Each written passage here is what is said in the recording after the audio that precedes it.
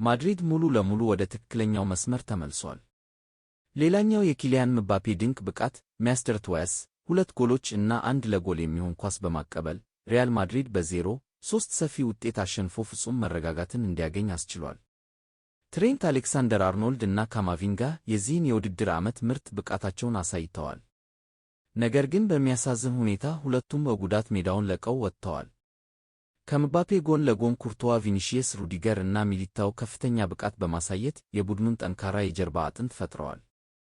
የሻቢ አሎንሶ ዕቅድ ቀላል ነበር፤ ማሸነፍ፣ እንደገና መሰባሰብ እና ጨዋታውን መቆጣጠር። ቡድኑም ይህንን ዕቅድ ፍጹም በሆነ ሁኔታ ተግብሮታል።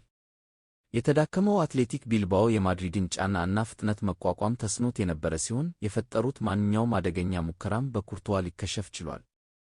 የምባፔ የመጀመሪያ ጎል ልዩ ጥበብ የተሞላባት፣ ሁለተኛዋ በቡድን ቅንጅት የተገኘች እና ሦስተኛዋ ጨዋታውን ያጠናቀቀች ከርቀት የተቆጠረች አስገራሚ ጎል ነበረች። ማድሪድ 3 ነጥብ፣ በራስ መተማመን እና ቀጣይነት ያለው ጥሩ መነሳሳትን ሞሜንተም ይዞ ወጥቷል።